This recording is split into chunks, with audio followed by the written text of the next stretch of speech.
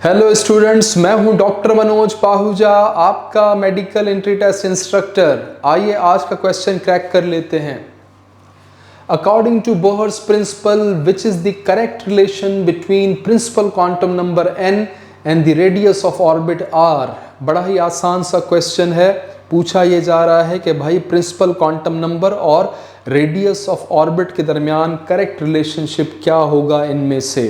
Scientist था नील Bohr, वो scientist जिसने एटम का एक बहुत ही शानदार मॉडल प्रेजेंट किया, एक ऐसा मॉडल जो आज तक वैलिड है, एक ऐसा मॉडल जो आज तक हम स्टडी करते हैं, एक ऐसा मॉडल जो कुछ पास्टुलेट्स के ज़रिए हमें एटम के बारे में बहुत सारी नॉलेज दे रहा है, एक ऐसा मॉडल जो हमें ये बताता है कि इलेक्ट्रॉन जब तक अपने ऑर्बिट में रोटेट कर रहा है उसकी एनर्जी कांस्टेंट रहती है, एक ऐसा मॉडल जो हमें ये बताता है कि इलेक्ट्रॉन अगर बाहर से कुछ एनर्जी गेन कर ले तो वो लोअर ऑर्बिट से हायर ऑर्बिट में जंप कर जाएगा, एक ऐसा मॉडल जो ये हमें बताता है कि हायर ऑर्बिट में इलेक्ट्रॉन्स खुश नहीं होते, अनस्टेबल होते हैं, इसलिए वो वापस जंप करते हैं from higher orbit to lower orbit, और ऐसा करने से वो कुछ एनर्जी रिलीज करते हैं in the form of photon या इलेक्ट्रोमैग्नेटिक रेडिएशन। एक ऐसा मॉडल जो रिलेशनशिप बताता है between the radius of orbit and principal quantum number, जिसकी मदद से आप हर ऑर्बिट का रेडियस कैलकुलेट कर सकते हैं। एक ऐसा मॉडल जो आपको एनर्जी के बारे में इंफॉर्मेशन देता है कि हर ऑर्बिट में जो इलेक्ट्रॉन प्रेजेंट है उसका एनर्जी स्टेटस क्या है। एक ऐसा मॉडल जिसके ज़रिए आप कैलकुलेट कर सकते हो angular momentum of electrons present in each orbit. एक ऐसा मॉडल जिसके ज़रिए आप कैलकुलेट कर सकते हो वेवलेंथ ऑफ फोटोन जो कि रिलीज हो रहे हैं by jumping of electrons from higher orbit to lower orbit. एक ऐसा मॉडल जिसके ज़रिए आप कैलकुलेट कर सकते हो फ्रीक्वेंसी ऑफ फोटोन जो कि रिलीज हो रहे हैं by jumping of electrons from higher orbit to lower orbit. एक ऐसा मॉडल जो प्रेजेंट कर रहा है एनर्जी, जिसकी वजह से आप एनर्जी कैलकुलेट कर सकते हैं उन फोटॉन्स की जो कि रिलीज हो रहे हैं by jumping of electron from higher orbit to lower orbit. कितनी सारी चीज़ें हैं जो आप बोहर के एटॉमिक मॉडल के ज़रिए कैलकुलेट करके अपनी नॉलेज में इजाफा कर सकते हो। अगर ये बोहर साहब ना होते तो ये एमसीक्यूज भी ना होते, ना ये एटम का मॉडल होता, ना केमिस्ट्री में ये चैप्टर एग्जिस्ट करता, आप भी फारिग बैठे होते, मैं भी फारिग बैठा होता, बहुत ज़्यादा बोरियत होती। तो एहसानमंद होना चाहिए इस बोहर साहब का, इसने मेहनत की और हमें मटेरियल प्रोवाइड किया ताकि हम स्टडी कर सकें और अपनी नॉलेज में इजाफा कर सकें। आते हैं अपने क्वेश्चन की तरफ। क्वेश्चन ये है कि भाई रिलेशनशिप बताओ प्रिंसिपल क्वांटम नंबर और रेडियस ऑफ ऑर्बिट के दरमियान। मैंने आपके लिए ये इक्वेशन लिख दी है, नोट कीजिएगा। Rn, radius of the nth orbit is equal to n square over z into r0। यहाँ पर n है प्रिंसिपल क्वांटम नंबर यानी कि शेल्स की तादाद, पहला शेल है, दूसरा शेल है, तीसरा शेल है, वो आपको बताया जाएगा। z है एटॉमिक नंबर और r0 है बोहर्स रेडियस जिसकी वैल्यू आपको याद होनी चाहिए 0.053 नैनोमीटर्स। अगर कोई न्यूमेरिकल आता है तो ये वैल्यू आपको नहीं दी जाएगी, आपको इसको याद रखना है।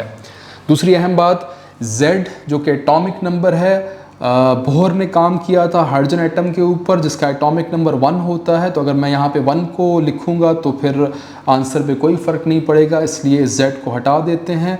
हमारे पास जो फाइनल एक इक्वेशन आती है वो है Rn is equal to n square into r0, because हमने Z को 1 के इक्वल लेके इस इक्वेशन से फारिग कर दिया। अब इससे बड़ा क्लियर हो जाता है रिलेशनशिप। वो रिलेशनशिप जो हमसे मांगा गया है वो है Rn is directly proportional to n square. यहाँ से मैं निकाल रहा हूँ Rn यानी कि radius of the nth orbit is directly proportional to the square of the principal quantum number. ये अहम रिलेशन है जिसका हमसे पूछा गया है, इसको याद रखिएगा। कुछ फर्दर डिस्कशन, कुछ कैलकुलेशन यहाँ से इंपॉर्टेंट हैं, देख लीजिएगा। अगर पहले ऑर्बिट की बात की जा रही है कि इलेक्ट्रॉन मौजूद है फर्स्ट ऑर्बिट में, उसका हमने रेडियस बताना है, तो याद रखिएगा n की वैल्यू होगी 1। इस इक्वेशन में इस 1 को प्लेस करेंगे तो ये हो जाएगा Rn is equal to 1 square into R naught. 1 square का अगर स्क्वायर भी ले लें तो 1 ही रहेगा, इसलिए हमारा जो पहले ऑर्बिट का रेडियस है वो बोहर्स रेडियस के बराबर होता है R0 यानी कि 0.053 नैनोमीटर। और यहाँ पे आपने रेशो वाइज लिखना है कि भाई अगर आप पहले ऑर्बिट की बात कर रहे हो तो पहले ऑर्बिट के केस में जो nth ऑर्बिट का रेडियस होगा वो बोहर रेडियस के बराबर होगा। इस बराबरी को हम 1 के फैक्टर से शो कर रहे हैं। अगर इलेक्ट्रॉन प्रेजेंट है सेकंड ऑर्बिट में तो सेकंड ऑर्बिट आपको पता है न्यूक्लियस से थोड़ा दूर होता है।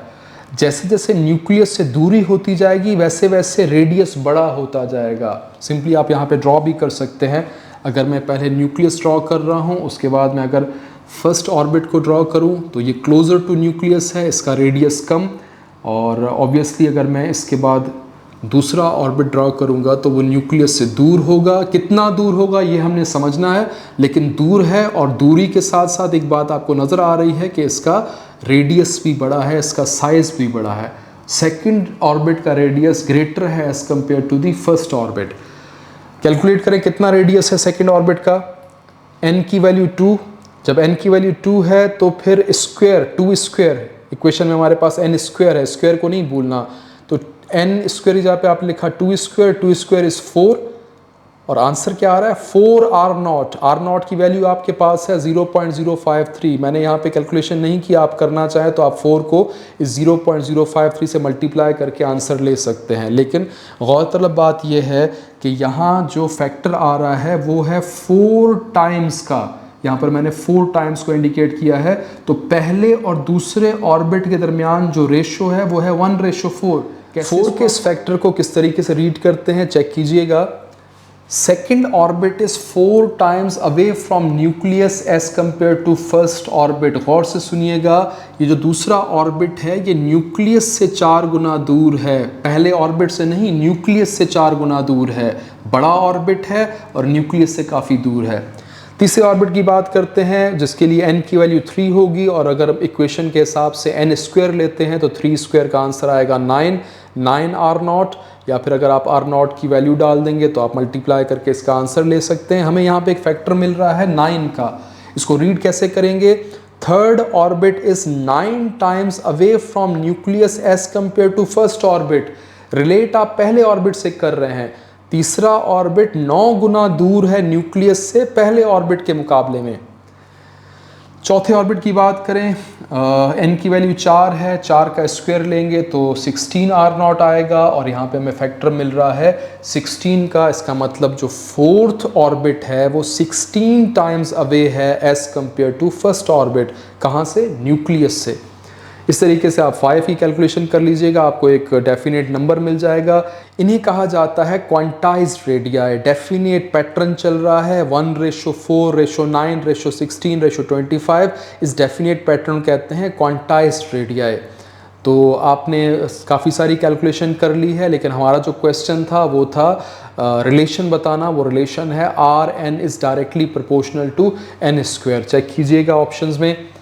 पहला ऑप्शन है R directly proportional to n, ये नहीं हो सकता। R directly proportional to n square, ये करेक्ट ऑप्शन है, आपने क्वेश्चन क्रैक कर लिया है। C ऑप्शन नहीं हो सकता, इन्वर्सली प्रोपोर्शनल बता रहा है। और D भी नहीं हो सकता, 1/n स्क्वायर कह रहा है, 1/n स्क्वायर नहीं n स्क्वायर। तो ऑप्शन B करेक्ट है, इसको आप नोट कर लें।